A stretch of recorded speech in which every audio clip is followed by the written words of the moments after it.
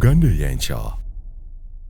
Alright, buterevu mbaniriza nnyo Bannayuganda mwenna abatulabira mu ggwanga Uganda mu nsi ez'enjawulo ssaako n'ensi yonna kuba nkitegeera demographics zenina ziragira ddala nti abali Qatar, Bahrain, Dubai, Sweden, United States of America, abali mu United Kingdom, abali mu nsi ez'enjawulo mwenna mbebaliza ddala ogobera omukutu guno ogwa Uganda Eyenkya. Uganda Eyenkya tubaleetera abantu ab'enjawulo of course netutegeera endowooza zaabwe ebirowoozo byabwe eby'enjawulo ku biki ebigenda mu maaso mu nsi si mu Uganda yokka wabula n'ensi yonna. Netutegeera bo biki bye bakkirizaamu era Uganda Eyenkya wa generations ezinaddawo baagala zibeere zitya okwawukana kweyo eriwo. Nze Moses Wamala era nyongera okubaanirizaako abali mu lockdown. Of course the world is experiencing of course lockdown mu nsi ez'enjawulo ate total lockdown mu mawanga era ag'enjawulo. Fene waffe extendinzeyo for more 21 days ne curfew n'ebintu ebirala nga byonna byonna ekirwadde kya COVID-19. Olwaleero omukulu ono aneegaseeko ajja kumbulira oba Musumba, Mutume, Nabbi, bintu bingi ebyeddiini bineeno bibaamu zitaito oba of course ebiti bingi.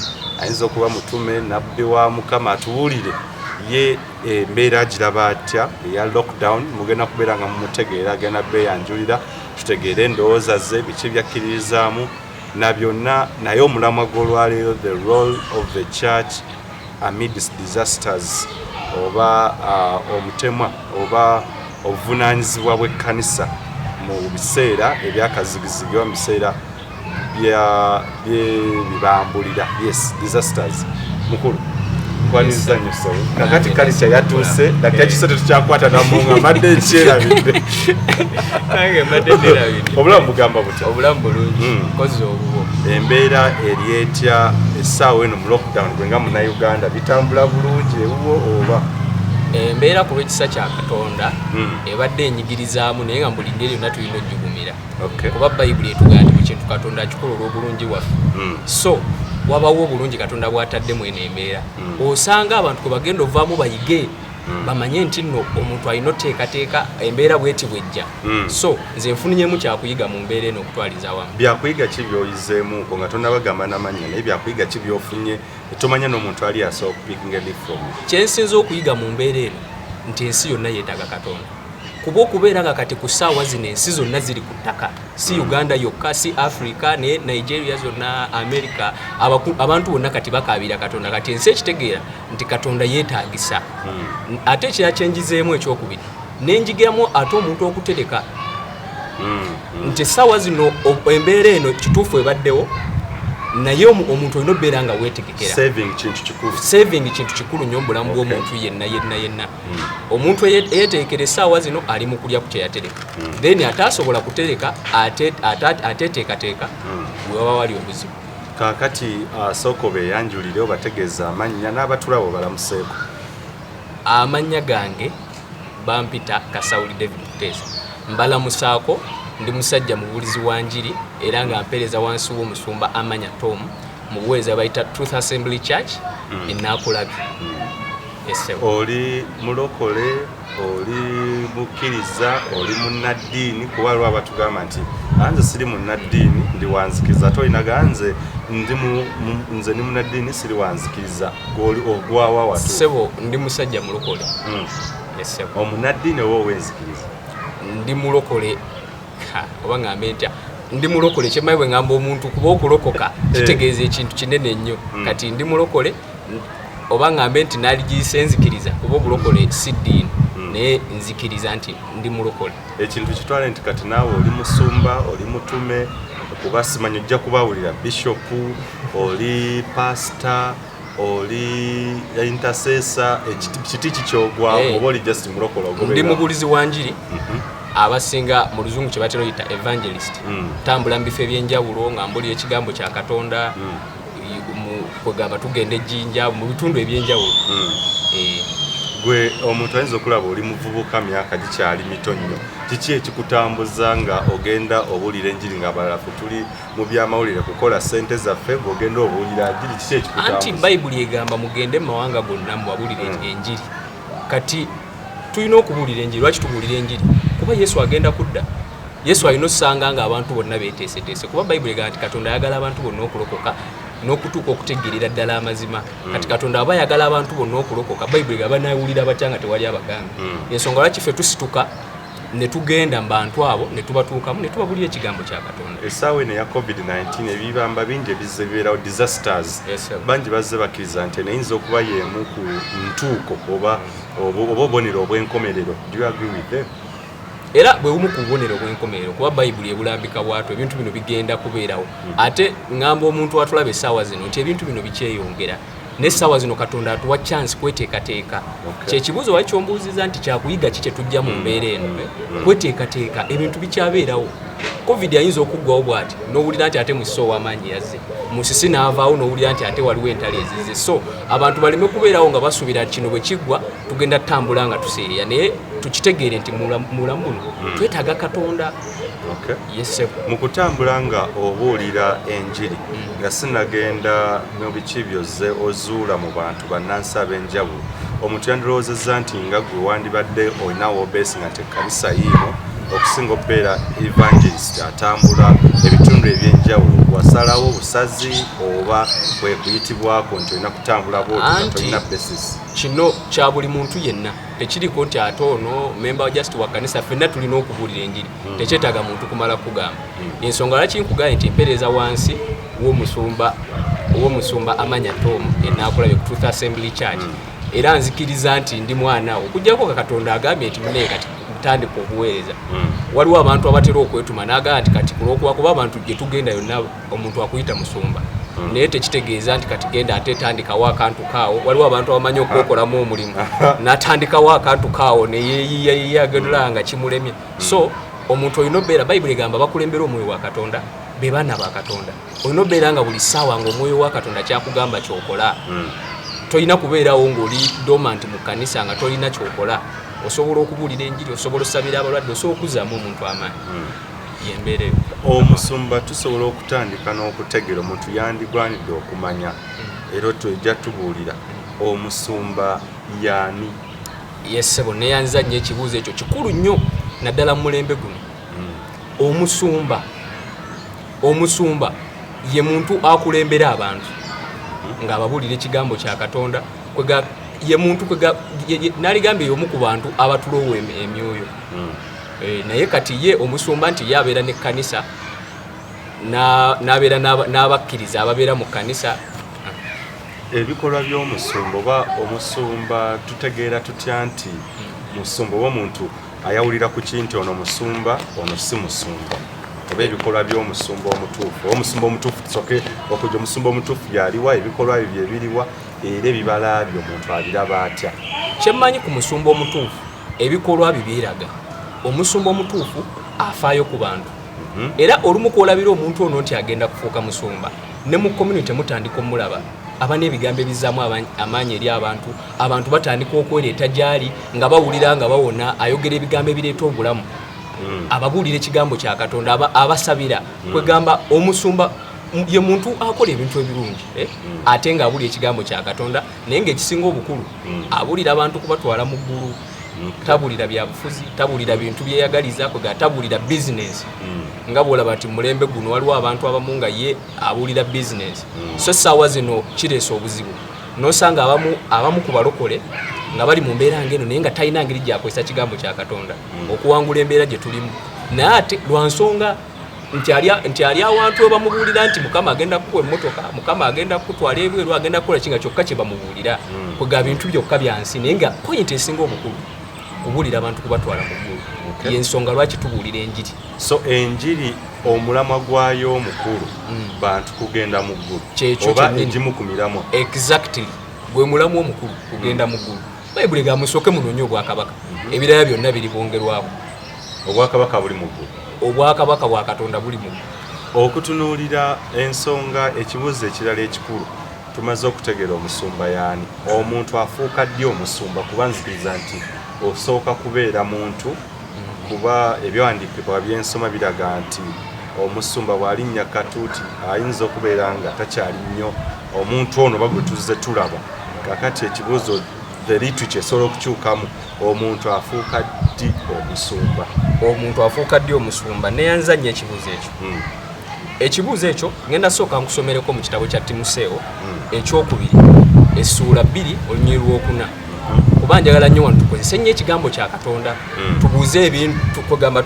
Bayibuli egamba nti study to present yourself to God as one approved, a workman who has no need to be ashamed, rightly handling the word of truth.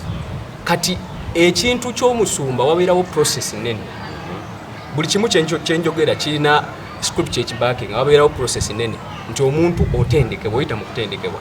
Naye nga training eno Katonda yennyini akutendeka, ate gwe kennyini wabaawo confirmation Katonda yennyini akulaga nti kati n'omanya nti kati calling eno ngenda mu busumba. N'abantu bennyini b'obeeramu nabo batandika okugamba nti banaye omuntu ng'ono, abantu batandika okuwiramu emirembe. Katonda yina engeri gy'akikola kibeera automatic. Abantu ne batandika okujja ne bagaa kale ebigambo biwonya emmeme bikola ki, abantu ne batandika okusemera. Era kasita olaba ng'oyogera ebigambo ng'abantu bakwegobako bwegobi, obuulira enjiri naye abantu bakwegobako bwegobi tebasemera gy'oli, kibaako n'akabuuza. Kagamba omusumba nkirabira mu tulubeere nti omusumba ayaniriza nnyo abantu, omusumba ayagala nnyo ekigambo kya Katonda, ayagala nnyo okubuulira abantu, kwegamba tayagala kulaba abantu nga bali bubi. Yensonga lwaki Bayibuli Yesu yagamba Peter n'amugamba feed my sheep. Kati katugaye nti Peter yali omusumba, yamugamba nti lunda endiga zange, lisa endiga zange. Mu Oluzungu bwa feed my sheep, feed my lambs. Akulaga wabaawo abantu abakyali mulokola abatandika Bayibuli Oluzungu beyita lambs, then my sheep, lunda endiga zange. Kugamba omusumba kyetwaligambe nga shepherd, kuba n'olulimi Oluganda lulimi lutono. Shepherd nga bw'olaba shepherd waakola endiga, n'omusumba naye bwe tumusuubira okukola ki, bwe tumusuubira okubeera mu bulamu obwa bulijjo. Very good. Abamu ekimbusiza ekibuuzo ekyo nti omusumba afuuka ddi omusumba, tulabye bangi nti nange nsobola okuzuuka wadde nenzimba ekkanisa, tujja tukayo n'ekkanisa yebeera etya, neŋŋamba nange kati ndi musumba. Kyenjagala bannayuganda bategeere oba batulaba bategeere nti when does one become a pastor, how does he become one? Era ekya calling nti omuntu ayitiddwa oba Katonda yampita. Waliwo abamu abagamba nti Katonda yabayita naye nga tetumanyi badde kituufu yabayita. Mu byandiikibwa by'osoma omusumba tumutegeerera kuki era tumanya ddi nti Katonda yamuyita oba tumanyirawa? Kumanyira nti Katonda yamuyita. Omusumba kumanyira nti Katonda yamuyita abeera ne qualities esooka kyegambye. Kankisome wano mu Yokaana essuula 21. Nkubikkulire wano Yesu bwe yali ayogera ne John. Engeri gye yamugamba njala nnyo tusome ebintu nga tubijja mu kigambo kya Katonda. Kuba yamugamba nti naye Yokaana onjagala. Yokaana essuula 21. Namugamba lunda endiga zange, liisa endiga zange. Kati omusumba tumutwala. Bw'ati bwe yamugamba, kansome mu Yaluzungu banne munansonyiwa. Egamba, so when they had dined, Jesus says to Simon Peter, Simon, son of Jonas, lovest thou me more than this? Yamugamba, onjagala okusinga banno? He saith unto him, Yea, Lord, thou knowest that I love thee. He saith unto him, feed my lambs. Ekintu kino Yesu yakikolako emphasis. Yateeka nnyo emphasis ku point eno. Yamugamba, Peter, onjagala? Namugamba, ye mukama wange nkwagala nga bw'omanyi. Namugamba, liisa endiga zange. Oba katugambe lunda endiga zange. Omusumba ye muntu aliisa endiga za Mukama, ekigambo kya Katonda.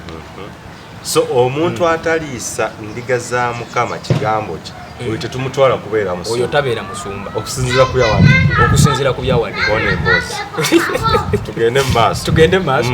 Kati nkuwa ekyawandiikibwa ekirala. Waliwo ekyawandiikibwa ekirala.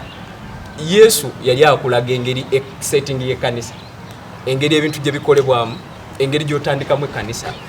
Nkirabiramu eno story, Yesu yaliisiza abantu 50,000.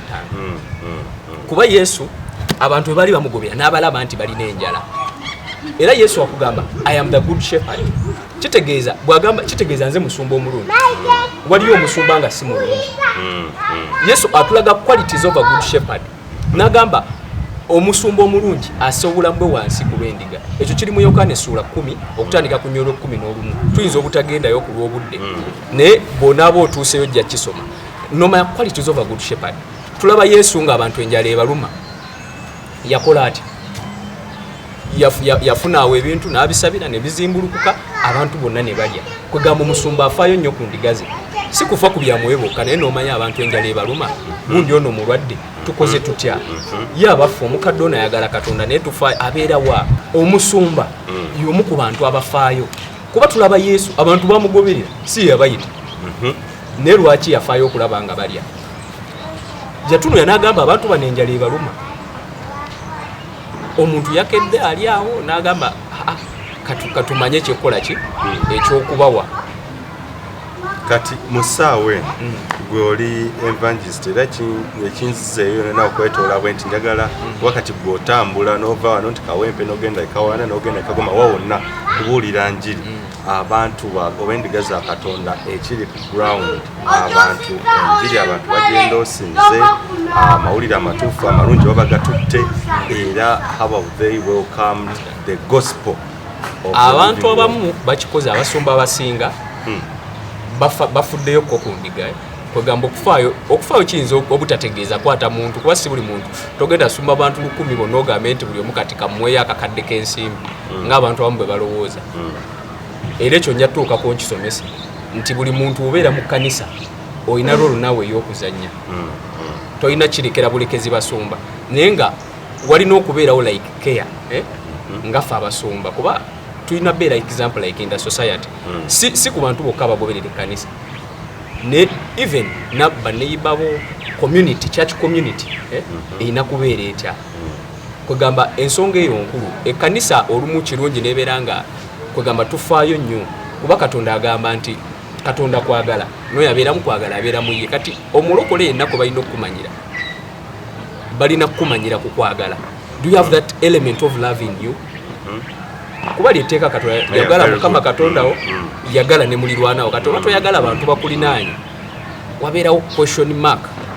Ekibuuzo ekikulu ntandise kati kugenda mu kinyosi.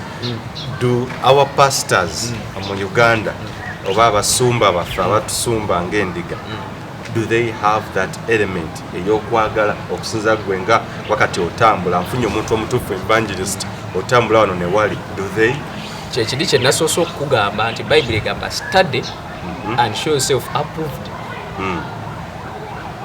Oba okiraba Katonda bw'aba training omusumba waliwo ebintu ebimu bagamba nga simawo omusumba inasooka mu Bible college inakola ki olumu Katonda training abantu kuba Yesu ye trainingira abayigirizwa be kati ne Katonda kyobula okufuuka omusumba ati weeyise Katonda amala kumakinga a pastor aku training akuyisa mu circumstances no wekanga nga you have that element of love starting with your family ne abantu amu you can't control your family but you want to lead them out to those people.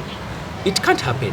Ekyo kikulu David kinziremu nti if you can't control your family you can't actually lead or control a magnitude or magnitude tosobola family yekulemeredde kati ate ogenda kulidinga otya abantu eri Katonda oba olimbye ensonga lwaki abantu abamu batuuka ne bamesinga n'atuuka nga ayagala ekintu ne kimuzitoowerera abantu bo bamanyi nti okubeera omusumba kwe kwata capital n'okola ki n'ogenda wali n'okuba ekintu kyo n'olanga n'oyita abantu nedda abantu balina engeri gye bafashioninze ebintu byabwe naye nga omusingi gulina beera ku kigambo kya Katonda ensonga lwaki nzola bwe njogera naawe buli kintu kye njogera njagala nga tusoma edda abantu abamu tebafuddeeyo naye ate abalala bafuddeyo kuba okubeera nti abantu abamu tebafuddeyo tekitegeeza nti ate waliwo abatafuddeyo kuba kati nze nganze nina omusumba naye musumba wange anfaako asobola okunkubira ku simu era amanyi okumbuuza nti embeera ero etya tubaira neyo gye bayita one on one with my pastor naye kati tulina obuzibu nti abantu abamu bwe bagenda eri abasumba baagala nnyo ebintu nti tunoonya kino we are after these people looking for money ayagala agenda omusabira afune emmotoka kati bagenda omayizanga naawe kye wagenda okunoonya era si kyekyo ogenda mayiza toli mu ministry bakubuulira kirala kati omuntu ng'otagenda kufaako lwa nsonga ye yali ayagala business naye nga Bible kyegamba nti bwe boyogera ku babishop abasumba egamba they should not be lovers of ekyogerera wadde abasumba ab'e Uganda febe tumanyi nti n'essaawa eno baagala ssente Bible kyeyosoma Timoseewo ekisooka essula 3 egamba Now a bishop ndi mukusoma ku amplified version. Now a bishop must give no grounds for accusation, but must be above reproach, the husband of one wife, circumspect and temperate and self-controlled.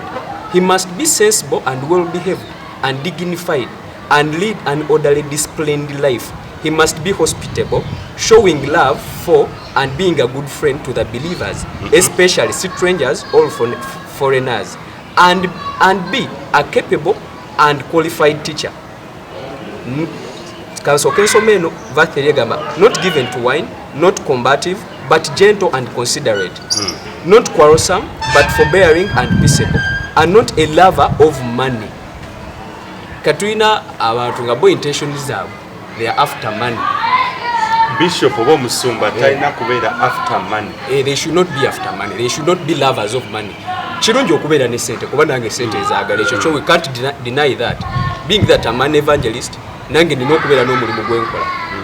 Yensonga lwaki I can't manipulate people. So it is not good to coerce people like very good. By the way, otandika ogamba abantu omuntu njagala kitegeere gwe okola bukozi bya kusumba oba olina emirimu gy'emira. Nina emirimu gyange ate kati nalibadde nzijjawa sente ezikola ki ezindabirira nkola omulimu gwa Katonda ne Katonda naawe omulimu gwange omukisa. Abula togenda kunsanga ni mugamba abantu kati banne mumpe sente sirina kyakubeerawo. Gwoba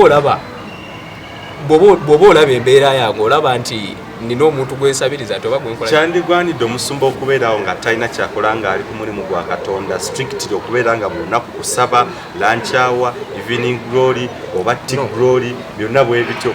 Olaba makyapakatiro ebintu bino biri spiritual. Waliwo abantu Katonda beyayita, waliwo ababeera full time. Lwakuba waliwo abeefuula naye nga waliwo abalina obeera full time. Abantu abo Katonda abagabirira. Tombuuza ati oba atya naye Katonda akozinga abantu okulabirira. You can minister and money comes instead of you requesting for money. Oba okiraba Katonda akuwa ekintu nekitandika generatinga sente ekirabo kyakuwadde abula siggwe kulwana. So Katonda aba takugambye nti muneva ku mulimu guno toguvaako okujjawo Katonda ako era ko tukirabira ati Katonda yakugambye. Katonda akulabirira todda mu kuyombesa ffe bogamba ffe bosuma nti bannaye kati sirina kyakulya sikola kinedda sife twakugamba nti tandika sife twakusindikayo mugondi sife twakugamba nti tandika kati oli bw'aba yakuyita aba alina okulabirira. Bayibuli egamba for I know the plans I have for you. Katonda alina plan ennungi ey'obulamu bwawe. Kati esaawa zonna wemba kati nga ndi mu sizoni eno tonsuubira kusabira muntu sente zonna kuba Katonda akimanyi. Bayibuli ya buli kintu Katonda akikola obulungi bwaffe. I'm convinced beyond doubt that I cannot lack. Kubanga mpeereza Katonda omwezi wa Mukama talina kubeera nga ali mu lack. Yensonga lwaki olumu kiba tusanga obuzibu nosanga abantu nga bo bamanyi nti bagenda kubba Katonda tosobola mubba, tosobola muwa mutwalo mbu kati bamanyi nti bw'osasula omutwalo nga Katonda akuwa ebintu bye. Bible ga freely you have given, freely give. So sente zijja but we should not be after money. Okay. Ochaba papa si yaffe esinga obukulu kutwala abantu mu ggulu. Ye papa si yaffe esinga obukulu abantu okyaganja abantu papa si yabwe kutwala abantu mu ggulu. Abasumba bano bakyali ku mulamu ogwo bano bokola nabo mulimu abasaba. Of course buli wabeera sente entuufu wabeerawo ekikulu. Tubirayo ku social media waliwo abasumba abayamba eggwanga. Look at Pastor Kayanja. Abantu bangi badduukiridde abantu mu season eno. Era obalaba bakola eri gundi gye Bible kyegamba feed my sheep, feed my lambs. Ate si bo bokka waliwo n'abali wabweru kuba waliwo abantu boyinza okubeera ng'osumba naye ng'olwedde bali bulungi ng'ate olwedde bali bulungi. Waliwo ekibuuzo ky'otanambuuza naye kansooke nkikubuuze kuba kikonfusinga nnyo abantu. Olowooza what is the church?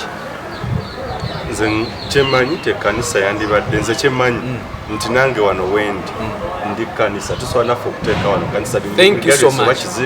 Kati abantu abamu bo bamanyi nti kanisa kye kizimbe oba okiraba ekisinza obukulu. Kati abamu abalokola abamu kye tukoze ekibi tu expectinga church okudduka eyamba abantu naye who is the church? I am the church. Kati buli kintu kyonna church kyerina okukola kyenina okukola kati bwe manja church eyamba abantu it starts with me. How about omuntu okugamba nti Omusumba yandiyambye endigazi kuba ebigambo engeri omuntu gyasengekamu ebigambo nakyo matters. Bwe ngamba nti omusumba kuba nti is the head, is the pastorist, oba ye mulunzi, oba ye shepherd, nti yalina bano bebalina okubeera nga balunda. Bebalina okubeera. How about that way nti omusumba? Bw'omanya ekintu ekyo, kubanze mu kyaki yaffe nkiraba, but following up, bagaa kati David ozze wano mu kanisa, naye wajova. Nkukakasa pastor wange amanyi wembeera, ankyalirako ewaka. Avuga emmotoka najja n'akulaba. Ekanisa bwe yandibadde oba abasumba bwe abo kyandibadde twalibaddewo ne ttiimu kwegamba nga follow-up n'otulira omuntu n'otamula bulabi nti kati wuno wamalaze mu kanisa ayina gy'ava. What challenges omuntu oyo za facing? Kuba abantu abamu babeera ne challenges mu bulamu ng'ate olumu ffe nga church tusobola obbaako kye tukola. Ffe nga church singa pastor yekka kati abantu abamu bamanyi nti pastor agenda yimira yekka akola ekintu naye nze nga church I am the church. Naye kati abantu abamu bamanyi era bw'obeera ng'oli mulokole omanyi nti I will just go to church, you are the church. So church kyonna kyetakoze mu season eno bwetunula kikyokola, are you just blaming our pastors oba naawe oliawo kuba okugenda eri just okuŋŋaanirayo just eri tufuna obudde ne tugendayo ne tukola ki? We have to do something, we as the church. We as the church. Simanyi ngeri engenda yenyiza kifrazinga mu luzungu naye ffe ng'ekkanisa tulina kye tulina okukola si eri ekkanisa eri tetugamba nti kati ekkanisa ya bweti ne bweti yeyina okukola bweki nedda. We as the church. Njaga tumanyize ekyabasumba as the shepherds abali silent oba abubaka essaawa eno okubeera nga n'endiga ze tazifuddeeko. They have kept simanyi oba a deaf ear oba bakiri intentional nti essaawa eno bawa bubaka ki era kiki kye bagwanidde okukola abantu endiga kyezirina okubeera nga. Nze kye mbagamba nti bwe tutuuka mu ggulu Katonda olina omuwa accountability. Yesu yagamba nti bonna be wampa mba presence tize maaso go. Okiraba Yesu bwe yakola mission ye kuba Yesu tumulaba ng'omusumba. When you look at the life of Jesus, kati if Jesus is the center of everything nga gwe otunuulira no following line gye yatambula mulaba nga Katonda nga Yesu talina kyekica kugamba kyataakola musumba kyetaaga kuliga. Yesu yasobola mbwe ku ekkanisa, Yesu yafanga eri abantu. So omusumba asirise mba mugamba nti asituke azeemu abantu amaanyi. Oyinza obba tobawadde sente naye kati olumu tuba abantu kuba waliwo regions ng'abantu babeera mu lutobazi naye omusumba osooka kwambala gambutusi n'okkiirayo nomanya nti sister gundi amazzi gamuyingiridde tukoze tutya ye abaffe gundi talina blanket kikyosobola okukozesa wabawo n'obusobozi bwe tulina naye ate nga tetubukozeseza bulungi lwa nsonga tetufuddeeyo ku bantu bwe tukulembera kuba abantu abo bamuwendo nnyo mu maaso ga Katonda. So singa wabawo kye tusobola okukola ng'ekyaki nga nange mwendi kuba nange kiba kinchallenginga tetukiteeka eri yokka kuba abantu abamu boogeyogera ku basumba bamanyi bali bantu bokka abawaggulu naye waliwo there is what we call the role of the church in the community. Mu community, at least in the community woli kuba kyemanyi kati kyenkanya mu buli community yonna mubamu ekkanisa tulina engeri gye tusobola oyamba community. Bwe tuba tetulina ssente tusobola okugamba ati owaayi katukole bwe tuti katusime borehole ekole bweti eyambe ku bantu ku mazzi katugogole omwala gw'ekyalo katukole kino kwegamba kyensuubira. Era abantu abo kasita balaba ebintu ebyo nabo kibasika okubeera nga bakola ki nga baagala ebya Katonda naye lwakuba the only problem we have abasumba abalungi gye bali bangi nnyo mu Uganda naye waliwo abantu abazze okujjawo ekifaananyi okujjawo ekifaananyi kyova olaba it is good for you to do the right thing newankubadde abantu 9-9 tebakikola. Bw'obeera nga gwe omuntu omu gwakola ekintu ekituufu bw'ogenda maaso ng'okikola bali 9-9 abatakikola gwe beesonyiwa. Kati waliwo abantu nga bo yatandika business accumulating essente era ogenda olaba ng'embeera ze zaakola they are so extravagant. Buli lunaku ayagala kukola kino, they are living a luxurious life kwegamba ne bava ku mutendero gw'okubeera nga Katonda bwe yabayita. Kyandigwanidde omusumba okubeera n'agamba waliwo bempulira bannyo benjogera nabo nga kusanga n'akulambuza n'akulagana mmotoka gaalina avuga namba za amannya. Would that be by the way advisable to a pastor nti asumba abantu n'abeera n'ebyobugagga ebiyitirivu alina polita alina ki? Kituufu nnyo omusumba okubeera n'ebyobugagga naye nga ekibi it is for a pastor to manipulate people. okufuna sente kuba Katonda ajja kuwa gift nakuwa kuba kati naffe tusobosala onogamba nti God has given me a gift of healing noga nti kamusabire ampe sente waliwo abantu abagamba nti kati okusabira okuwona lete basa ya sente teekamu emitwalo 10 nasala wawe wetulaba Yesu ng'asalira abantu ebbeeyi kuba batuluma yayita Yesu yamusalira sente meka teyamusalira sente naye nga kituufu omusumba okubeera omugagga of course abasumba balina kubeera bagagga lwansonga nti era Katonda tayagala babeere mu bulamu abamu nange no Katonda abalabirira batandise okuwajiment tusasula amasannyalaze tulina okubeera nga amafuta g'omusumba gabaawo ekyaki tugiyoyoota ebintu bwe batyo they give such reasons why they ask for such money they have to maintain a lot of things. Yeah, at times what I know about a church sigitwala nga institute season endala ezewabweru wotandika ekintu kyonna otandika okyadministering like a school. I see a church as a living thing. It grows. Kuba nina church zekulidde nnyo mu church naye olaba engeri church gyekola steps church zekuliramu church ekula bukuzi yensonga lwaki Yesu yakozesa ekiriwo n'akizimbulukusa yakulaga nti it grows yakozesa ekintu lwakuba abantu abamu tetwagala soma kigambo kya Katonda abantu abamu interpreting oby ekigambo kya Katonda era osanga abantu kati Yesu n'agamba nti Yesu nagende Kaperunaumu naffe tugenda Kaperunaumu nga oli ya interpretation ye ekigambo kya Katonda atamanyi nti waliwo kye bayita hidden meaning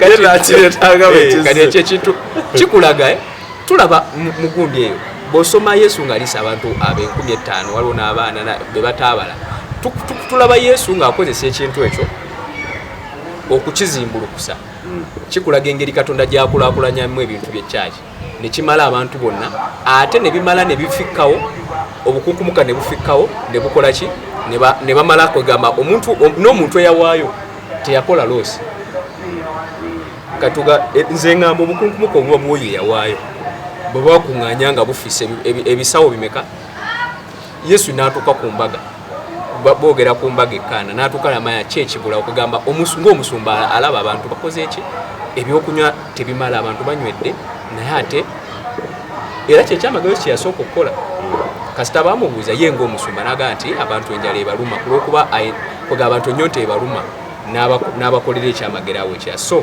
ng'omusumba tulina okufaayo Yesu yafangayo kaye bayigiriza abo n'akibasomesa era baabeeranga mu bulamu obw'okusanyuka baagabananga ebintu byabwe bayibuli ega newabulawo mu bo eyeetaaganga naye essaawa eno gye tuli mu kubandooza nkirabye tujja beera first okola episode particularly ku kanisa omuntu ategere what is a church so tumalirize omusumba ono particularly essaawa eno gye tulimu ng'abantu bayala abantu baayuuya kuba jempisa yonna yonna nziza of course mpita ku street ezenjawo naye ng'olabya ddala nti lwoyita wabaawo ebigere bitono nnyo ku kanisa ebigere bitono nnyo ku kanisa nga abantu balinda nakawunga aka gavumenti nga ne church tennabaawo kyeyakoze one thing kyemmanyi kuba ffe tubeera nnyo mu bantu kugamba oli muntu ambula mu byalo of course abantu abamu bajajinga ne baagala obayambe kati sigenda kwogerako eri side kuba ensi yonna kati kyeyogera nti abasumba tebalina kye bakoze abasumba tebakoze bwe bati naye nga you can't help everyone singa essaawa zino oleeta emigaati gy'etaano n'ogigaba oyinza okujjuza wano ekisaawa naye tosobola bayamba bonna you can't help kugamba everyone yadde nga tuyamba naye abasumba bakoze role yaabwe abamu abatakikoze ensonga lwaki we are encouraging them nabo babeeko kye bakola balisizza kuba zabuli ogyetegera nti omusumba omulungi alunda endiga ze n'azikussa ayinza obutayamba bonna naye endiga ze ez'omu kanisa zasumba waliwo n'endiga z'ensuubira ezitakola ki waliwo endiga ezimu nga muli mu kifo kikyamu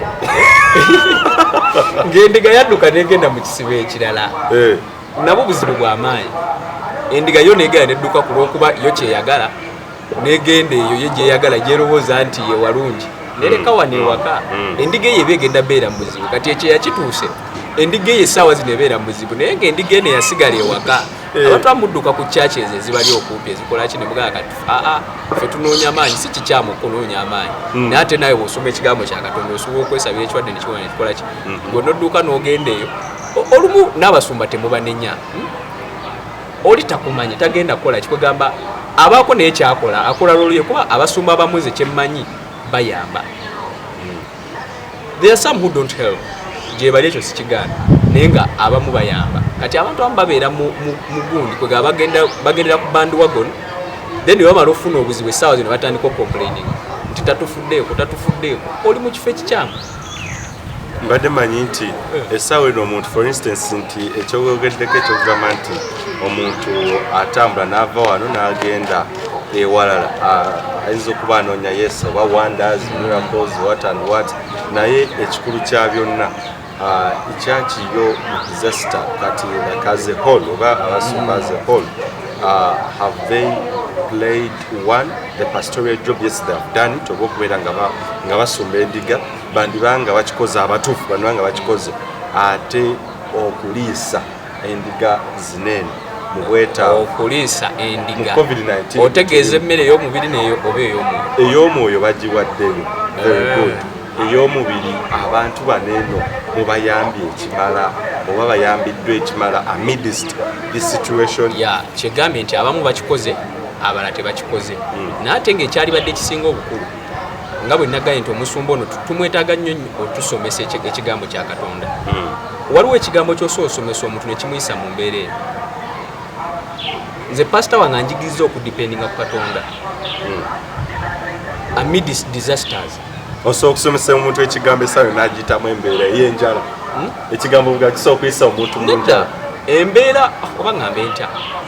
For example nsobola okusomesa kati for example abawala abasirusiru n'abawala abagezigezi waliwo abaatereka amafuta mu ttaka somesa saving naye ate embeera bw'etuuka ng'ekalubi oba waliwo abantu abamu kati nga as a church kino nkibuulira I want to challenge us singa wamala ojja wano ng'enjala ekuluma nga I have 1000 it is wisdom nze nganze okumanya nti enjala emuluma sisobola kukusabira ne nkuteekako emikono nga nkimanyi nsobola obbaako kyenkola. Waliwo abantu nga tulina kye tusobola okukola like you need 1000 ndi wano lwaki ate nkusabira ofuna obukulu yet I can give you that money. Okitegedde so ekyo nakyo kitwala omuntu engeri gy'otegedde n'omanya kyenavudde gamba nti study soma ekigambo kya Katonda omanyi ki kyenina okukola mu mbeera eno webeera bweti. Yesu yakola atya ne Yesu yagaba era kyokola yagamba okola kino ogabanga engeri gye tulagamu okwagala mu society kye bayita love kwe kugaba Bayibuli ya Katonda bweyagala ensi n'okuwayo n'awaayo. You can't separate love with giving. They walk hand in hand. Tosobola agamba kabe Katonda tosobola omugamba nti nkwagala nnyo nga tomuwa. Okiraba ne Katonda omugamba nti nkwagala nawe n'omuwa. Kati naffe okulaga nti twagala feed my sheep. Musawo eno ey'enjala kyandibwenda abasumba okwongera okukanda abantu. Ndaba bangi abalina nezi TV na Sako Lower Third na Sako enamba account number ya Absa eno Sentinel yonna screen age squeezing amidst disasters oba mu njala abasumba kyandibwandibwa okwongera squeezing. I think that is very okay.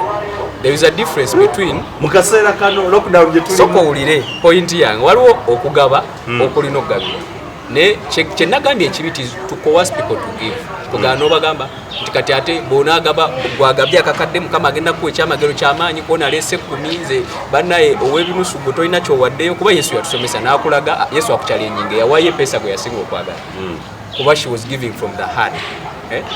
I also love giving naye saagala muntu don't coerce me to give, don't manipulate me.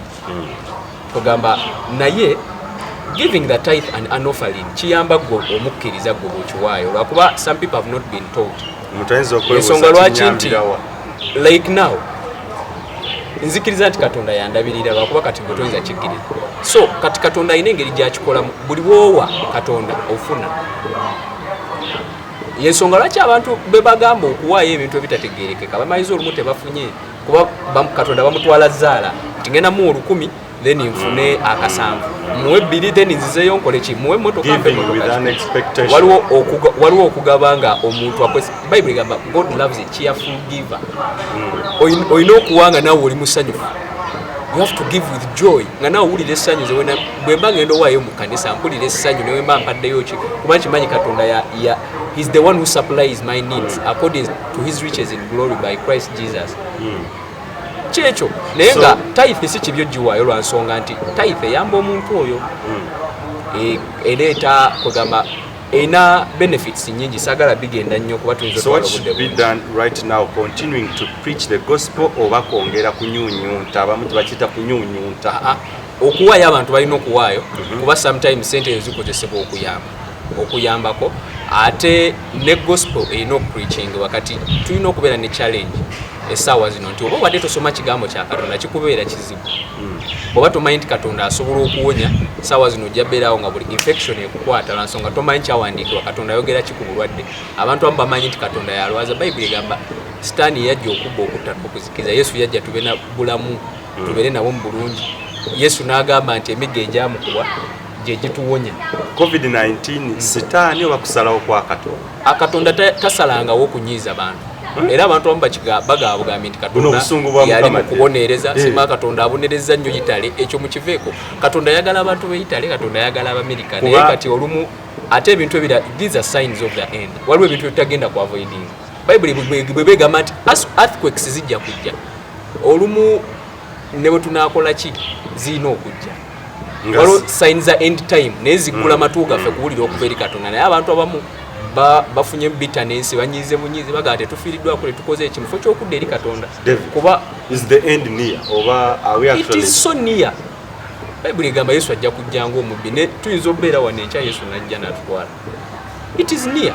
Ebintu bino Katonda atushoking abyalawinga okubeerawo okutulaga wakati endi webe natya ne sitaani aba akola nnyo. So COVID-19 si maanyi ga Katonda kuwalo ya dambuza waliwo omukalo ge katishadde ya posito tagambo mutweraze nnyo Katonda tumulazeeko nnyo ivo zaffe yessaawa naye atulageko. Nedda kisinzira engeri gy'omanyi Katonda. Bayibuli ga Yesu ajjudde ekisa n'okusaasa.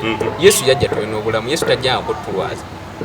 Oba okiraba era y'ensonga lwaki bwe tusabira abalwadde tubasabira bawone kuba Yesu yajja kuwonya. Singa yajja kulwaza abantu kugamba abantu abamu bakitwala bubi ne badduka eri Katonda baga Katonda ali mu kumbonereza Katonda ali nedda. Katonda Abasumba bazze ku TV bagamba nti kino Katonda akireesenga ekigezeso atulage nti kino akitadde kugamba waliwo bakitaddewo element ekintu ekyo nti buno obusungu bwa Mukama very good Katonda yasunguwadde. Buno si busungu bwa Mukama kyova olaba omuntu yenna olina osoma ebyawandiikibwa n'olaba waliwo ebintu ebirina okubeerawo nga tetusobola byavoidinga nga birina okubeerawo naye nga tulina just kumanya wisdom.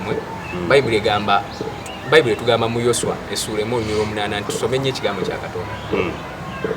Kwegamba this book of the law shall not depart from your mouth. Olina okugenya ekigambo kya Katonda. Meditate when you're reading the word of God. Meditate, read the book of Revelation. Ojja alaba ebintu bino nti si byakola ki si bya kwega tebigwawo bugwi. It is prophecy being fulfilled. Bintu bingi bicha happeninga bingi nnyo naye Bible egamba I will keep him in perfect peace whose mind is stayed on me. Katonda ajja tukuumira mirembe kasita tubanga ebirowoozo biri kuki kuye gwe ng'omuntu bwekikola ono sitaani yali mukola sitaani yaleeta ebintu ye yajja okubba n'okuzikiriza. Nze kyemmanyi mu Uganda 10 kyenga nti sitaani yajja okubba okutta n'okuzikiriza naye abantu bagamba nti kati bali abafudde nnyo nti abazungu sima abasosola nnyo bakola ki nedda sitaani yabonyaabonya abantu Katonda atabonyaabonyanko bantu. Ensonga lwaki bw'osaba ekintu kino Katonda akijjawo. Ekizo kyengenda okubuuza kiri politika ennyo nti yes bw'aba ono sitaani the world is mouth oba ensi ejjuddemu abakkiriza abasumba ab'amaanyi Katonda bakozesezza bayimusiza endwadde ne zoona sirimu n'awona.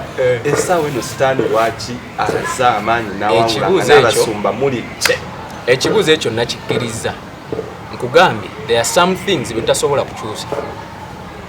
Oba okiraba waliwo ebintu ebimu waliwo earthquakes ezirina okujja waliwo entalo ezirina okujja. Bayibuli etulaga signs of the end times.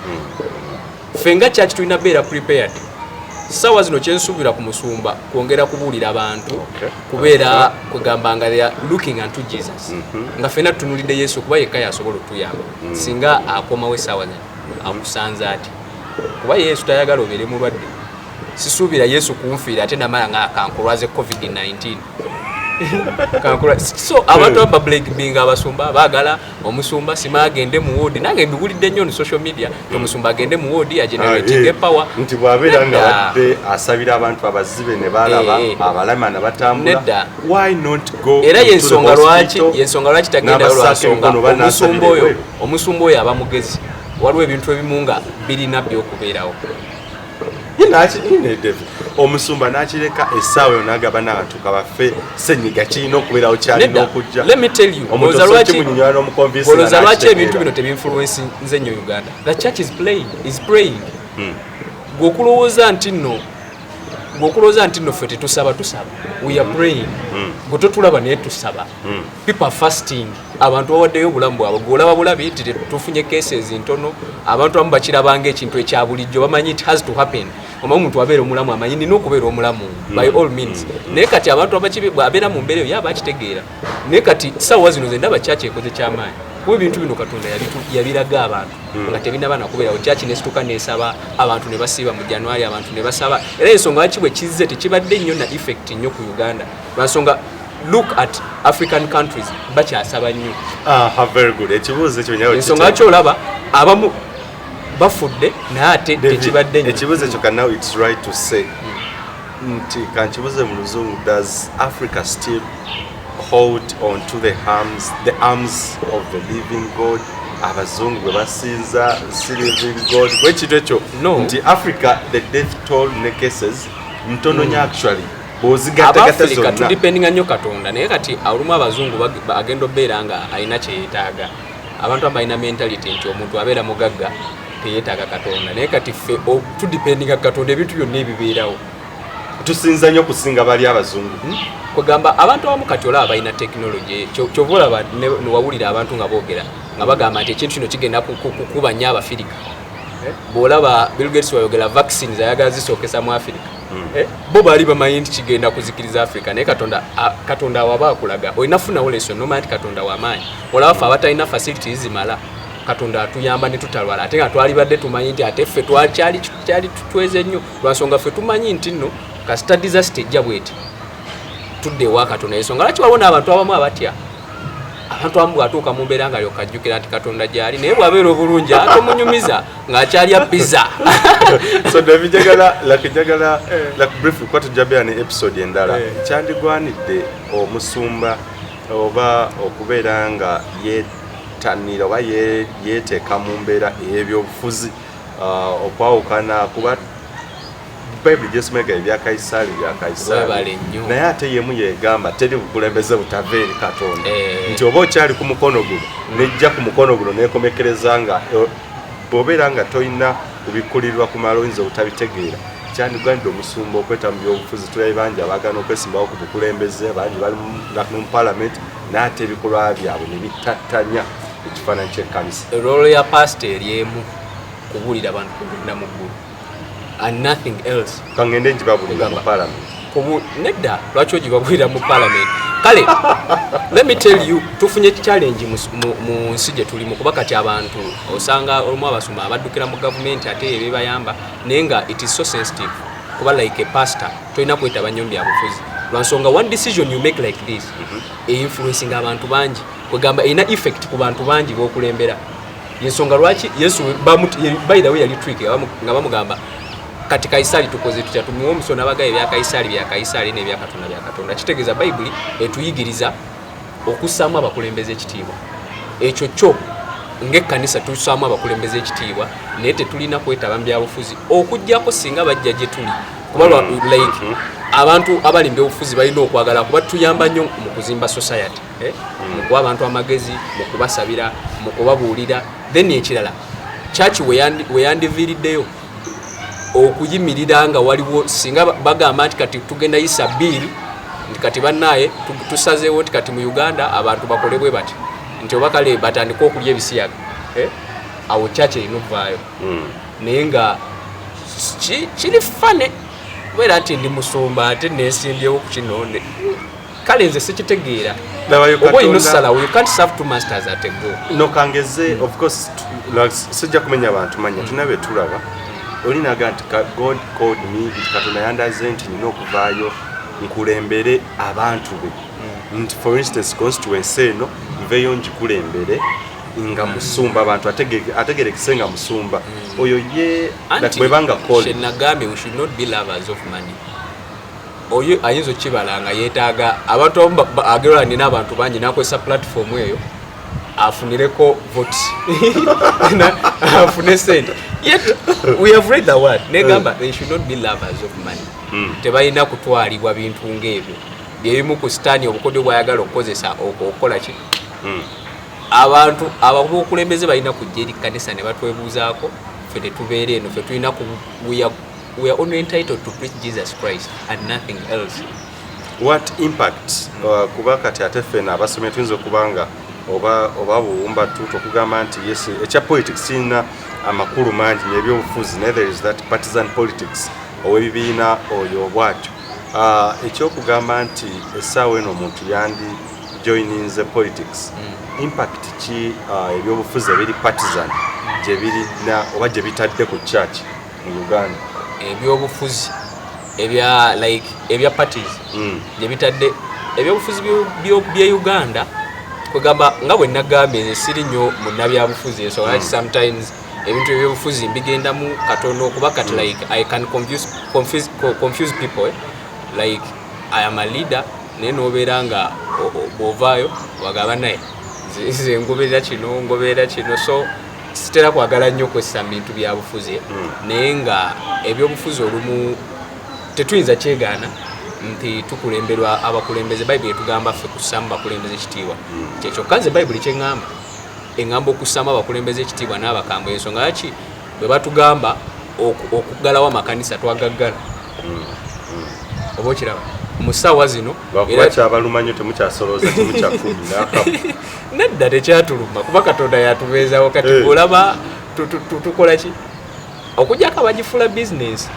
kuba kati oba wagifula bizinesi ojja tuuka ekiseera nga ekintu kikulemeredde naye gwesayo tekikuluma nti akabbo tekakyayingira akabbo sike katubeezaawo ekyo nakigambye akabbo sike katubeezaawo kuba sisuubira nti akabbo bwe kajja nze omusumba wange tabeerawo ku kabbo siibula abadde bakula tujja kujjamu episode endala bannaye nsigadde nze evangelist Kasawuli David Kuteesa okuva ku Truth Assembly Church. Yesu abaagala ensonga enkulu Bayibuli ga Katonda ayagala abantu bonna okulokoka n'okutuuka okutegeera ddala amazima so ate Bayibuli egamba nti abantu bange babuze olw'okubula okumanya bw'onaategeera ekigambo kya Katonda ojja beera mu bulamu nga you are free kuba Katonda ayagala tuwa mirembe Katonda tali mu kutubonereza tali mu kutukuba miggo actually Katonda atwagala nnyo ensonga lwaki tulibalamu ensonga lwaki tulya ensonga lwaki olaba oli bw'otu naye kasita okitranslatinga mu ngeri yo nolowooza nti Katonda takwagala oba owedde.